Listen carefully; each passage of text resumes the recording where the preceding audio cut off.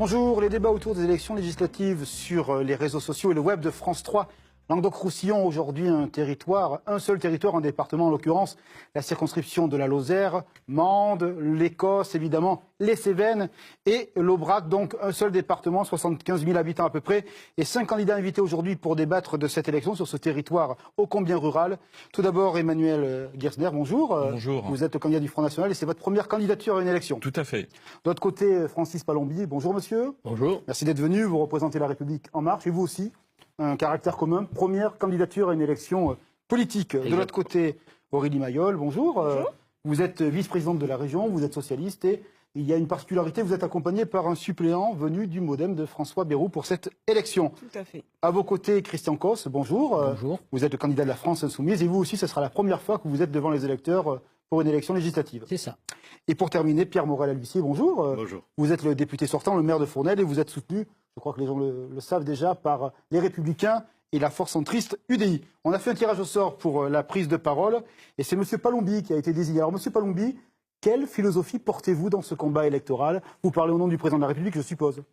Je parle, oui, bien sûr, je représente le président de la République au travers de cette élection, mais je porte également mon propos par rapport à la Lozère, département pour lequel je me présente, et j'ai justement l'intention de rassembler, de travailler avec toutes les forces vives du département, elles sont nombreuses. J'ai l'intention de travailler sur les différents sujets qui incombent notre département, et ils sont nombreux. J'ai l'intention de travailler avec le département, bien sûr, qui accomplit déjà un très, très gros travail, avec la région, avec les élus, particulièrement les élus, étant donné que les maires sont très prépondérants dans des territoires ruraux comme le nôtre. On va développer tous ces thèmes avec l'ensemble des autres candidats. Monsieur Gersner, donc, le Front National, la Lozère, ce n'est pas forcément le territoire le plus facile pour vos couleurs politiques, même si, effectivement, sur certains territoires, il y a une sorte d'implantation peu à peu de l'électorat Front National. Tout à fait. Donc, nous suivons, je suis Marine, le mouvement, la vague. Donc, nous avançons. Donc là-dessus, il n'y a pas de souci. On va de l'avant, on se lance. Et c'est vrai que par rapport localement, on a quand même, aux dernières élections présidentielles, Marine Le Pen a quand même pesé quand même 34% de voix sur la Lozère. Mais 66% pour M. Macron, Tout ça à ne vous fait. inquiète pas sur s'il y a un duel au second tour, éventuellement, on verra bien la configuration, le choix des électeurs? On verra en temps et en heure. Une législative, ça peut changer la donne ou pas sur un territoire très rapidement pour vous? On peut aller au-delà du score de Marine Le Pen ou est-ce que c'est vraiment le plafond? On peut aller au-delà. Christian Cos, France Insoumise, très bon score de Jean-Luc Mélenchon. Mais bon, la famille est partie un peu désunie sur le coup, là. Vous regrettez pas ce manque d'union à gauche? Ah ben, je le regrette beaucoup. Je le regrette beaucoup parce que si, encore une fois, l'éparpillement politique a pour conséquence de nous faire rater l'accès au second tour comme la dernière fois au premier tour de la présidentielle, ce serait extrêmement dommageable. Maintenant, je reconnais tout à fait au Parti communiste de présenter un candidat et il est tout à fait légitime et j'en prends acte. Aurélie Mayol, pourquoi cet attelage avec un suppléant venu du MoDem? C'est presque une première en France sur cette élection, quasiment, non? C'est pas une première dans l'histoire de la Lozère. Et je pense que c'est la preuve de ce que nous sommes sur le terrain, c'est-à-dire que nous réussissons à travailler avec tous les maires, avec tous les conseillers départementaux, tous les territoires. Le MoDem fait partie d'une majorité à la fois à la ville de Mende, au département. C'est la preuve que dans le concret, dans la vraie vie, c'est au-delà des clivages politiques qu'on réussit. Et donc c'est pour ça que j'ai le soutien de Vincent Mouton, qui est mon suppléant, qui est très impliqué en Lozère, et de nombreux maires, conseillers départementaux, progressistes qui souhaitent avoir un ou plutôt une députée qui agisse au quotidien sans regarder l'étiquette politique. C'est quand même le message de ces élections présidentielles, on en parlait tout à l'heure, c'est de dire dépasser la façon de faire de la politique du XXe siècle, passer au XXIe siècle, travailler ensemble et faites avancer les dossiers. Et c'est là-dessus qu'on s'est engagé dans cette campagne avec Vincent Mouton. Pierre Morel, donc étiquette républicain et UDI. Est-ce que vous vous retrouvez dans le propos tenu par Mme Mayol, par exemple, il faut dépasser les étiquettes et clivages? Moi, on est dans un moment important pour notre pays, un président de la République de 39 ans, un premier tour très curieux, avec un corps électoral très divisé. Aujourd'hui, il faut se rassembler et il faut faire des réformes très importantes dans ce pays. Il y a une exaspération très, très profonde. Et donc, j'aspire à ce que nous puissions, pour une fois, entre la gauche et la droite, peut-être trouver la possibilité de réformer et de remettre la ruralité au cœur des problématiques. Voilà, donc une volonté d'agir et d'action forte pour ce pays. Le socle de M. Fillon, qui est arrivé en tête dans le département, c'est le socle sur lequel vous comptez travailler et l'élargir au plus loin, au plus profond? Oui, avec peut-être un peu plus quand même, 22 ou 23%.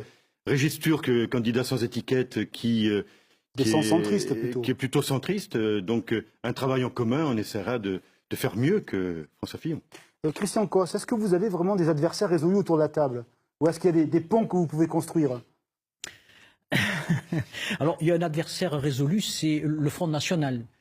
Puisque au deuxième tour de la présidentielle, nous avions dit pas un seul bulletin de vote pour Madame Le Pen. Maintenant, je constate, et de plus en plus, je le constate de plus en plus nettement, les trois autres candidats qui sont là sont aussi mes adversaires parce que je sens qu'entre ceux qui soutiennent M. Macron, ceux qui l'ont soutenu, qui s'apprêtent à le soutenir, j'ai l'impression qu'il y a une majorité en construction et que la seule... Qu'est-ce que vous reprochez à M. Macron? On va faire répondre M. Palompi. Je lui reproche... je finis mon propos. Allez-y. Je finis mon propos pour... J'ai l'impression d'avoir, en quelque sorte, trois épiciers qui se serviraient au même grossiste et qui, demain, vont fusionner. Alors, ce que je reproche à M. Macron, c'est qu'il va faire, parce qu'il l'a annoncé dans son projet politique, la politique de Hollande empire. Vous voyez, par exemple, sur le code du travail, Hollande a passé la première couche, M. Macron s'apprête à passer la seconde. Et quant au 49.3, qui était quand même un scandale du quinquennat précédent, ben lui, il va encore passer le cap en dessus puisqu'il va faire des ordonnances. C'est-à-dire qu'on est en train de proposer à des députés d'être élus pour ensuite renoncer à leur pouvoir législatif pour le confier à un président autocrate. Vraiment, on est dans un ancien monde. Monsieur le candidat de la République En Marche, la parole vous est donnée pour répondre. Bon, je ne peux pas partager ce propos parce qu'il est faux. Il est complètement à l'encontre de ce que veut le président de la République. Compte tenu que le président de la République souhaite rassembler, il souhaite libérer et il souhaite protéger. Partant de ce principe, les propos de M. Cosse sont véritablement excessifs, mais je suis là pour écouter, je suis là pour travailler avec toutes les forces. Et je suis rassuré. J'ai été moi-même, en 81, je rentrais au Parti Socialiste. J'ai animé pendant des années le groupe Entreprise. Et je me sens aux côtés d'Emmanuel Macron pleinement en phase avec une orientation à la fois libérale, mais libérale au sens positif, pour libérer les énergies, pour recréer de l'emploi.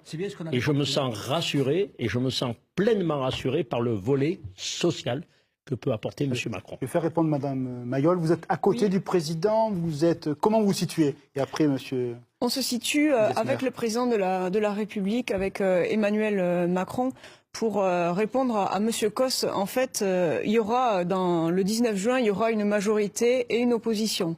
La majorité sera quelque chose qu'on n'a pas l'habitude de voir, qui sera peut-être composée de plusieurs composantes politiques. Ce qui est sûr, c'est que l'important, c'est la Lozère. Comment fait-on pour que la Lozère soit au cœur des débats des 5 mandats à venir? Comment fait-on pour aller chercher des financements pour les dossiers importants, pour la RN 88, pour les transports, donc il faut être dans la majorité présidentielle. Moi, je pense qu'il faut aider Emmanuel Macron à réussir. C'est ce que nous ont demandé les Français et ce que nous demandent les Lozériens. Il y a beaucoup de progressistes, de socialistes, de sociodémocrates, de centristes qui ont voté pour Emmanuel Macron, qui lui font confiance pour qu'il nous aide dans les prochaines années à réussir sur les dossiers majeurs pour la Lozère. La vraie problématique... C'était pas plus simple de faire une alliance avec M. Palompi, sur le coup? Vous faites une primaire, grosso modo, dans le champ de la majorité présidentielle. Je pense que la difficulté, j'allais dire, qui a été la nôtre pour ce qui n'a pas été attendu au niveau national, c'est que quand nous avons dit nous participerons à la majorité, mais nous ne voulons pas renier nos valeurs, il a été préféré, on va dire, quelqu'un qui soit vraiment du parti, puisque maintenant c'est un parti politique, La République En Marche. Moi, je comprends, chaque parti politique est en capacité de présenter des élections législatives. C'est d'ailleurs comme ça que sont financés les partis politiques, donc il y a aussi un intérêt financier là-dedans. Merci. Monsieur Gazer, vous vous situez comment, vous? Vous êtes l'opposition frontale, ou pas? De la même manière que monsieur Christian Coste, sur une philosophie différente, tout de même. Non, enfin, je suis tout à fait comme monsieur Coste là-dessus. Hein. Nos programmes se rapprochent quand même énormément sur beaucoup de points. Oui, mais quand même, les principes ne sont pas les mêmes. Notre ennemi, c'est pas celui qui n'a pas la bonne couleur. Nous, c'est celui, c'est le financier, le spéculateur. Alors là, je vous arrête. Par rapport au problème de couleur, le Front National n'est pas du tout raciste. Il faut peut-être arrêter cette image, arrêter de cette déontologie.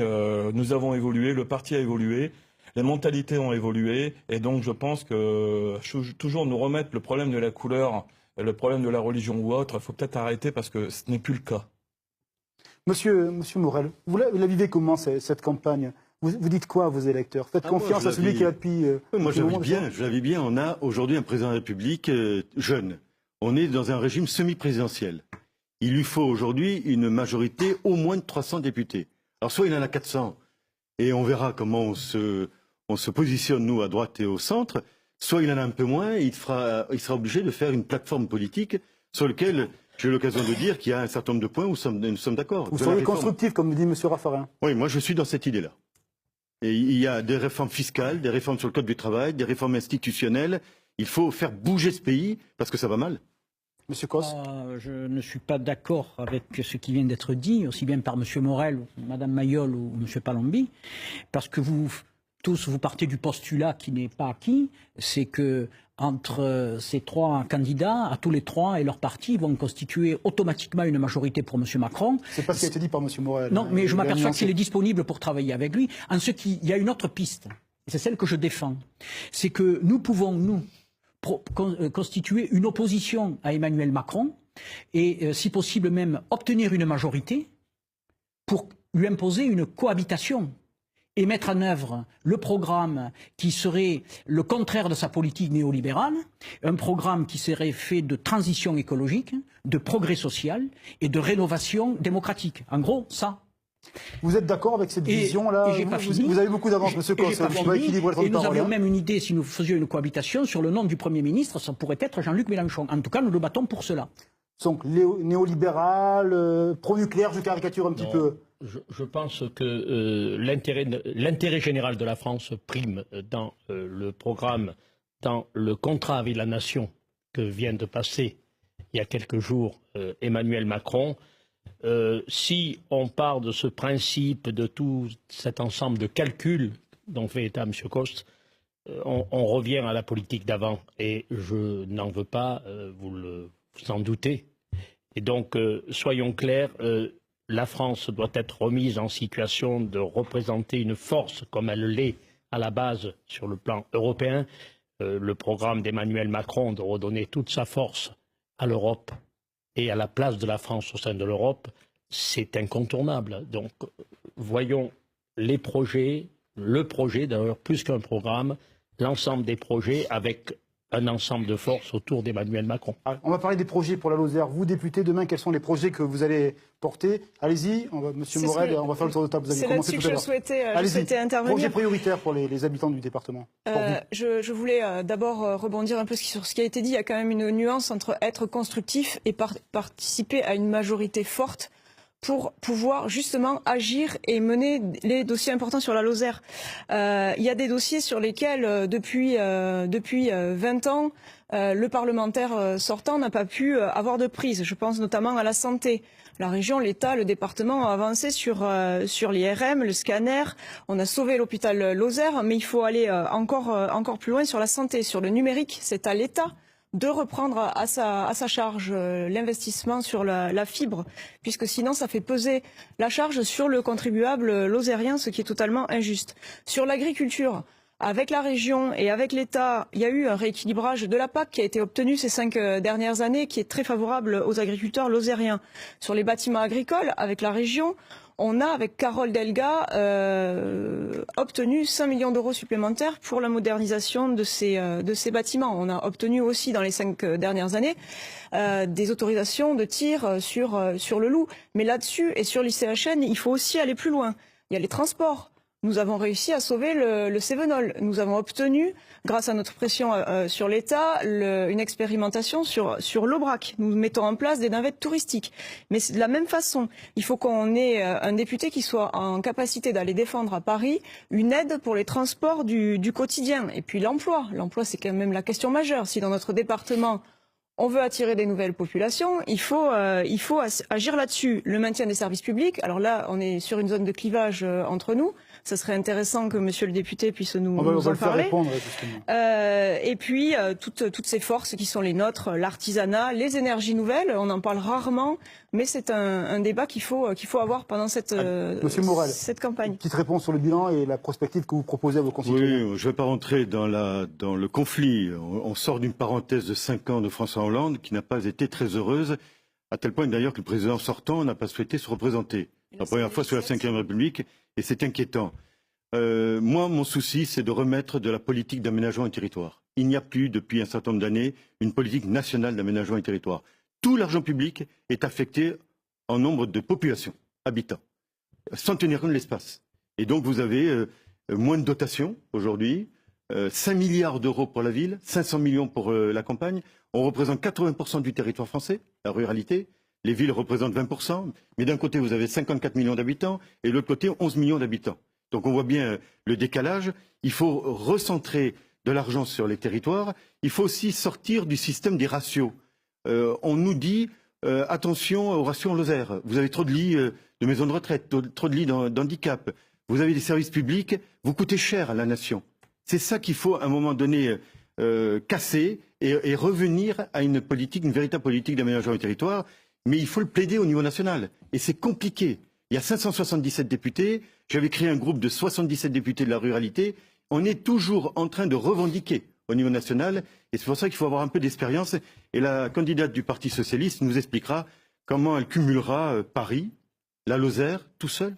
Mais comme vous avez fait pendant des années. Et Toulouse, puisqu'elle veut rester conseiller régional, alors qu'aujourd'hui, on ne doit plus cumuler les mandats. Je pense avoir la même énergie que vous, celle que vous avez eue pendant 20 ans, donc il n'y a aucun souci. J'en ai eu beaucoup, c'est vrai, et j'en ai encore. Mais j'en ai aussi. Monsieur Guerzler, vous avez du temps de retard sur la prise de parole. Votre programme pour la Lozère, la ruralité, qu'est-ce que vous proposez? La ruralité, il faut la relancer, il faut leur apporter des armes, il faut aider les agriculteurs à s'en sortir. On parle de plus en plus d'eux, mais dans les faits divers, en parlant des suicides, car c'est quand même une plaie qui va en augmentant. Donc il faut vraiment les aider. Pour les aider, il faut développer, on va en revenir à ce qu'on dit déjà, le numérique, pour qu'ils puissent pouvoir avoir accès à Internet, pouvoir commercialiser leurs produits, avoir une nouvelle plateforme pour eux se permettre de pouvoir commercialiser leurs produits. Il faut ensuite... moi, je pars toujours sur le principe de quitter l'Europe par rapport à qu'on puisse avoir une liberté économique française pour qu'on puisse vraiment avoir des tarifs et des normes qui puissent leur permettre de pouvoir s'en sortir au niveau économie. Merci, monsieur Palompi. Alors, qu'est-ce que vous pensez de tout ça, sachant que le ministre de l'Agriculture est un voisin, c'est un Catalan, monsieur Mézard, qui vient des radicaux de gauche. Il y a une fibre rurale importante chez le président de la République. Oui. Je me sens d'autant plus rassuré de porter toutes les valeurs du programme de Emmanuel Macron, du fait que déjà à la base, dans son programme, il a prévu d'affecter à la transition agricole 5 milliards, il a prévu d'affecter 10 milliards au niveau des territoires, et ces milliards, bien sûr, ils seront répartis au niveau national, et c'est le rôle de la députée ou du député d'agir. Moi, je propose tout simplement que pour rassembler ces spécificités, pour rassembler ces aides, et notamment sur le plan agricole, rendre au niveau du territoire une justice dans la répartition des aides et pas plus d'un secteur qu'un autre, moi je propose que nous fassions passer le message et surtout une loi qui permette de créer une zone franche de priorité pour des territoires comme les nôtres.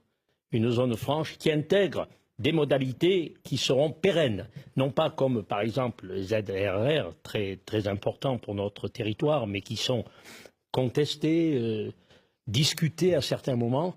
Eh bien, la zone franche de priorité mettra dans le marbre des règles du jeu qui pourront soutenir le territoire, la ruralité, les agriculteurs. Monsieur Cos, est-ce que vous êtes plus avec un problème de rupture? Je dis ça parce que vous n'êtes pas allé, par exemple, voir les jeunes agriculteurs qui demandaient un engagement par rapport à leur vision d'agriculture. Eh bien oui, parce qu'ils ont une agriculture du siècle dernier complètement obsolète, hein, et nous voulons passer à la transition écologique et repenser une agriculture paysanne qui est plus conforme à l'intérêt des paysans, des consommateurs, de l'écosystème et même de la santé des animaux. Mais je veux dire que le territoire de la Lozère, c'est un territoire rural, mais c'est un territoire qui est avant tout sinistré par la disparition et la casse systématique des services publics depuis 2 quinquennats, même plus. C'est-à-dire que la Poste, elle a été privatisée par nos amis de l'UMP et du Parti Socialiste. Je pense à la SNCF, pareil. Je pense à la couverture numérique dont aujourd'hui tout le monde s'inquiète des zones blanches en Lozère. Eh bien, il faut savoir que France Télécom a été privatisée par le Parti Socialiste. Et aujourd'hui, on fait semblant de pleurer et eh bien, écoutez, nous allons faire une politique de rupture. Nous allons réinstaurer un service public du numérique. Nous allons réinstaurer un service public de la santé, un service public de l'éducation, un service public dans tous les domaines où c'est absolument nécessaire. Parce que quand on parle de solidarité territoriale, c'est le nom que ça porte. Quand on a un territoire qui est un peu moins peuplé que les autres, c'est la solidarité. Et le premier instrument de la solidarité territoriale, c'est les services publics. Alors, avant de conclure, j'aimerais que vous nous disiez en 1 minute, très rapidement, quelle est la vision d'avenir que vous voyez pour le département de la Lozère? Quel est le songe que vous portez pour ce département et pour ses habitants? Monsieur Gesner, allez-y. Alors, pour l'avenir de la Lozère, je pense il est nécessaire de faire évoluer les nouvelles technologies. Il est nécessaire de relancer certains points. Il est nécessaire d'apporter la possibilité à toutes les personnes de pouvoir s'installer, de pouvoir créer quelque chose au niveau de la Lozère. La Lozère est une très belle région que je parcours régulièrement tous les mois de long en large. Et je pense qu'il est nécessaire déjà de revoir certaines routes, de revoir la RN 88. Il est nécessaire de pouvoir améliorer le réseau téléphonique. Il est nécessaire d'améliorer aussi le service, je veux dire, au niveau du touristique. D'accord. Voilà. Votre songe, par exemple, Aurélie Mayol, du futur et de l'avenir des Lozériens de ce département, la proposition de phare ou l'équilibre, l'harmonie pour ce département, qu'est-ce que ça serait? Moi, je pense que ce département de la Lozère, c'est une véritable pépite et qu'il a en lui-même les ressorts pour se développer. La vision que je porte, c'est celle que je porte au quotidien, quand je suis tous les jours avec les Lozériens sur le terrain, avec ma casquette de conseillère régionale.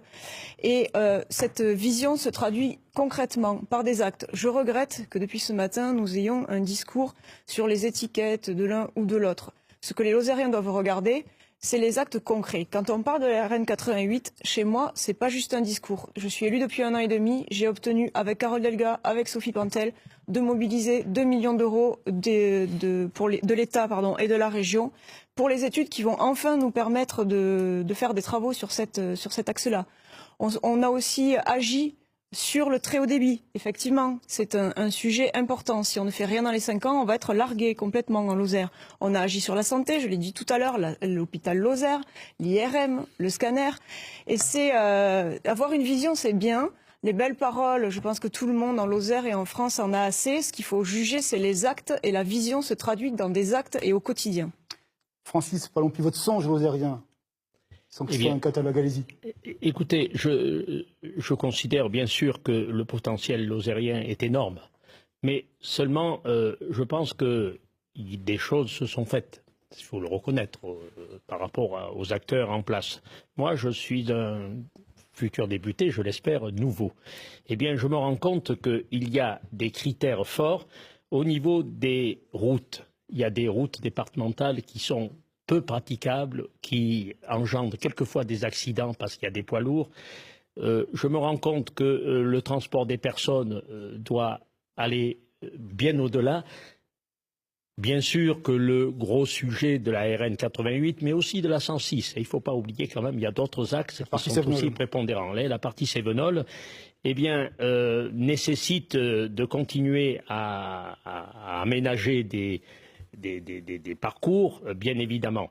Et je pense également que dans le cadre de ce que j'ai proposé au niveau des zones franches, eh bien, il y ait également la possibilité pour aménager le côté social et le côté santé. Mais il y a un point sur lequel, personnellement, je suis particulièrement interpellé, c'est le tourisme. Et je pense qu'au niveau de la Lozère, les instances qui travaillent pour le tourisme, certes, font un travail au quotidien, mais je suis convaincu que dans la méthode, on peut faire beaucoup mieux et faire jaillir ces forces touristiques du département avec un parc national exceptionnel, davantage que ça n'est le cas aujourd'hui. Et ce sera l'une de mes préoccupations importantes avec l'agriculture. Monsieur Cos, votre songe lozérien aussi, votre utopie lozérienne. Bien, moi, je voudrais que ce département retrouve un dynamisme économique et une relance de l'activité qui pourrait venir, selon nos propositions, des conséquences en cascade du plan d'investissement pour la transition énergétique que nous voulons mener au niveau national, avec des retombées positives sur la Lozère. Et l'objectif de 100 000 habitants me semble quelque chose de tout à fait recevable. Il y a un point qui me tient un peu à cœur, parce que dans la Lozère, nous avons de bons produits, nous aimons bien manger. Et nous sommes très attachés à nos produits du terroir, comme la charcuterie, le miel, le fromage et puis beaucoup d'autres produits. Mais là, sur un sujet comme celui-là, on s'aperçoit que les problèmes de la Lozère ont leur solution à Paris, ou même des fois plus loin. Et pour préserver ces appellations, pour préserver cette qualité de produit, une des premières choses que nous ferons si nous arrivons au pouvoir avec Jean-Luc Mélenchon comme Premier ministre, ça sera de bloquer le traité de libre-échange avec le Canada et les États-Unis pour faire en sorte qu'il n'y ait pas de pélardon du Mississippi ou du fédou de l'Arkansas sur nos tables. Pierre Morel, allez-y. Moi, je voudrais, mon combat, mon espoir, ça serait que la spécificité réelle de la Lozère, en dessous de 100 000 habitants, on est le seul, 158 communes, 2000 hameaux habités, que cette spécificité fasse l'objet d'un statut juridique, fiscal, administratif à part. On a des dispositions pour les dom-toms, on a des dispositions pour la Corse. Il faut qu'à un moment donné, la Lozère soit prise en charge d'une manière particulière. Et j'ai un deuxième espoir. Borloo avait créé l'Agence nationale de rénovation urbaine, l'ANRU, qui marche très bien. Pourquoi aujourd'hui, en France, nous n'avons pas l'Agence nationale de revitalisation rurale qui porterait les dossiers structurants de la ruralité?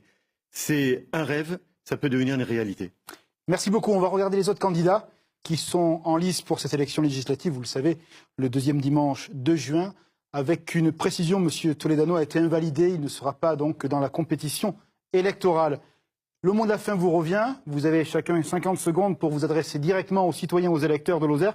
Et le tirage au sort, M. Palombi vous a donné la première place pour parler à vos électeurs, à vos Lozériens. Allez-y.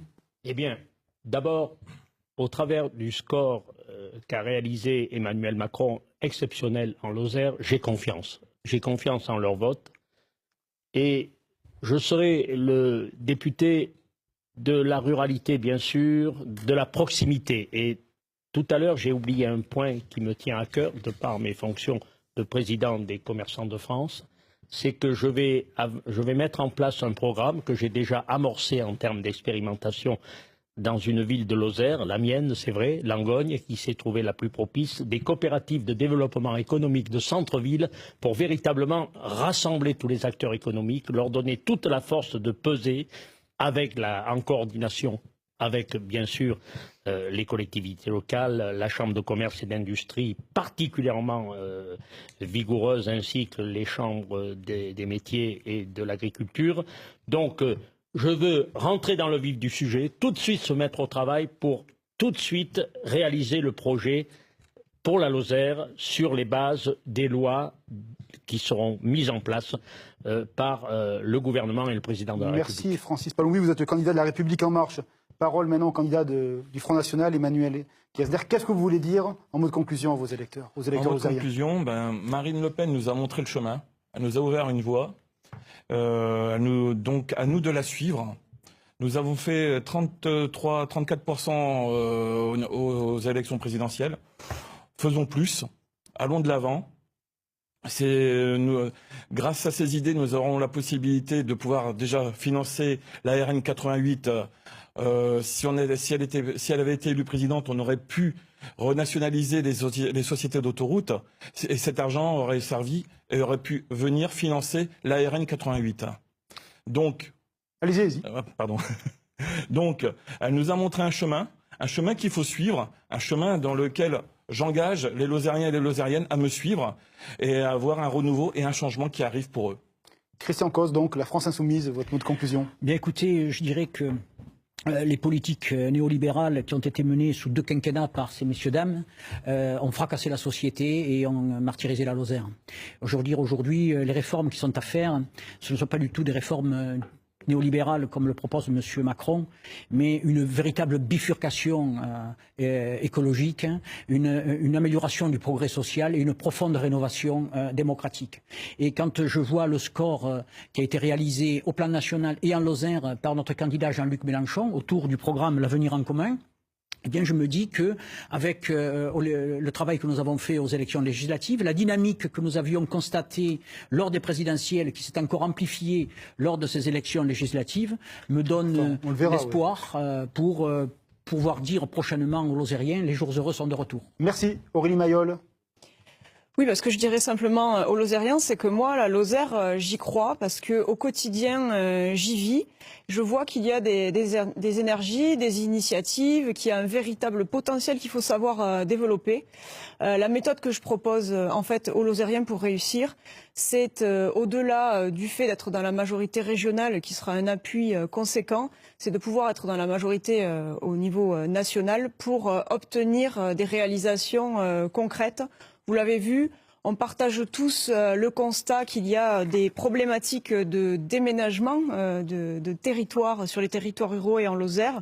Ce que je dis simplement, c'est que maintenant, pour les 5 ans à venir, il nous faut un député qui soit utile et efficace pour obtenir à la fois les investissements nécessaires, mais aussi les expérimentations ou les statuts particuliers qui sont réclamés par l'ensemble des candidats à cette élection.